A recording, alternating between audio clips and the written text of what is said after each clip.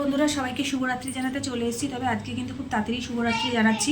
অন্যান্য দিন কিন্তু শুভরাত্রিটা দেখবে অনেক সময় 12টাও বেজে যায় জানাতে। তবে আজকে মায়ের বাড়িতে গেছিলাম, তো গপু সোনাকে দুপুরে খেতে দিয়েছি, সবই তোমাদের সাথে মোটামুটি চেষ্টা করেছি শেয়ার করার। তো তারপর সন্ধ্যাবেলা একটু বড়মাসের সাথে বাজারে গেছিলাম, সেটা শেয়ার করা হয়নি।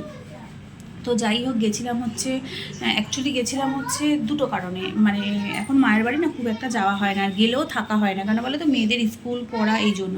তো গেছিলাম হচ্ছে দুটো কারণে। সেটা হলো যে এক হচ্ছে বড়মশাই আর মা দুজনে মিলে খুব দরকারি একটা কাজে বেরিয়েছিল বাড়ির ব্যাপারে, মানে আমার বাবার আর কি বাড়ি, মানে আমার বাপের বাড়ির একটা দরকারে। তো বড়মশাই আর মা গেছিলো। আর তার মধ্যে বোনের বেবি হবে, বোনের হচ্ছে সামনে মাসে বেবি হবে, ঠিক আছে, 9 মাস চলছে, সামনে মাসে হবে। শরীরটা ভীষণই খারাপ, এই সময় তো হবেই। তো ওকেও দেখতে গেছিলাম, থাকতে তো পারবো না, কারণ মেয়েদের স্কুল পড়া খুব কামাই হবে। আজকেই তো যেমন আমি গেছিলাম, বড়মশাই গেছিলো, আমার বর গেছিলো, আর ছোটো মেয়ে গেছিলো। বড় মেয়ে যায়নি, কারণ বড় মেয়ের আজকে ক্লাসে পরীক্ষা ছিল, ওই জন্য তো ওকে রেখে গেছিলাম। তো সবসময় ওকে খালি ঘরে রেখে যেতেও তো ঠিক না, আজকাল যা পরিস্থিতি। তো যাই হোক, বেশি কথা বলবো না, আজকে শরীরটা বড্ড ক্লান্ত, কারণ মার বাড়িতে গেলে তো কোনো কাজ করতে হয় না, বসে বসে খাই, তাই ঘুম পেয়ে যায়। আর নিজের বাড়িতে তো কাজ করতে হয়, তাই ওই জন্য ঘুমও পায় না। তো যাই হোক চলো, মার বাড়িতে যতবারই গেছি এরকম রাতে আসলে মা কিন্তু রাতের খাবারটা পাঠিয়ে দেয়, যাতে আমার রাতে এসে বাড়িতে কোনো রান্না বান্না করতে না হয়। আর আমার মনে হয় এটা আমার মা না, সবার মারাই তাই করে। তো প্রত্যেকবার মার বাড়িতে গেলে, মানে মা তো এমনিতেই মাছ ভাত খুব ভালোবাসে, মানে মাছটা মা ভালোবাসে, মাংস অত ভালোবাসে না। এবার আমরা গেলে নয় চিকেন নয় মটন, আর মাছ করলে 2 রকমের মাছ, এগুলো আমার মা করে। আর রাত্রিবেলাও সে খাবারটা পুরো পাঠিয়েই দেয়। তো এইবার বোন যেহেতু এখন আমার মায়ের কাছে রয়েছে, বন্ধুরা তোমরা তো অনেকেই জানো না, কারণ আমি সবই ইউটিউব চ্যানেল খুলেছি, তাই জন্য তোমাদেরকে কথাগুলো শেয়ার করছি। তো বোন যেহেতু নিরামিষাশী, মানে আমার বোনের বর হচ্ছে নিরামিষ খায়, ওরা মাছ মাংস ছোঁয় না।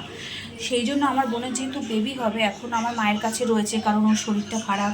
এখনও 6-7 মাস থাকবে, কারণ সামনের মাসে বেবি হবে, তারপর বেবিটাকে একটু মা বড় করে দেবে, কারণ ও তো পারবে না, আমিও মাঝে মাঝে যাবো।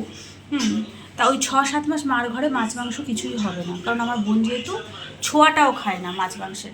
তবে হ্যাঁ, আমরা গেছিলাম দেখে আমার বোন বলেছিল মাকে, মা ওদের জন্য মাছ করতে, কিন্তু আমরাই না করেছি। কারণ দেখো, আমার মা হচ্ছে একা মানুষ, কোনো হেল্প করার লোক নেই, তার মধ্যে বোন আছে, বোনের শরীর এত খারাপ, বাচ্চা হবে, ও তো কিছুই করতে পারবে না। আর আমি কি করে করবো? আমি তো এখান থেকে যাই, তারপর গিয়ে কাজ করব, তার আগে আমার মার কাজ হয়ে যায়।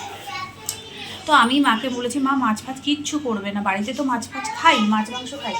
তো বোন যতদিন আছে ততদিন নিরামিষই করো, নাহলে মায়ের খুব খাটনি হবে, একবার নিরামিষ রান্না একবার আমিষ রান্না। তো যাই হোক, তো আজকে যেহেতু মা নিরামিষও অনেক পদ করে, কিন্তু আজকে যেহেতু মা আর বড়মাসে একটা বিশেষ দরকারে কাজে বেরিয়েছিল, তো এত কিছু রান্না করা, বোনকে খাবার দেওয়া, বোনের টাইমলি সব করা, কারণ তো নড়তে চড়তে খুব একটা পারছে না, তো শরীরটা খুব খারাপ, ভরা মাস।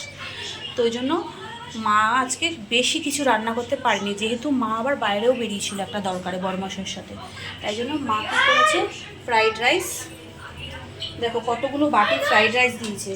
আর এই যে এটা হচ্ছে কাশ্মীরি আলুর দম, মা ফ্রাইড রাইস আলুর দম পাঠিয়ে দিয়েছে। তো চলো এগুলো একটু গরম করে খেয়ে শুয়ে পড়ি, কারণ প্রচণ্ড ঘুম পাচ্ছে। টাটা, সবাইকে শুভরাত্রি, আবার কালকে নতুন সকালের অপেক্ষায়। তোমরা প্লিজ বন্ধুরা একটু পাশে থেকো।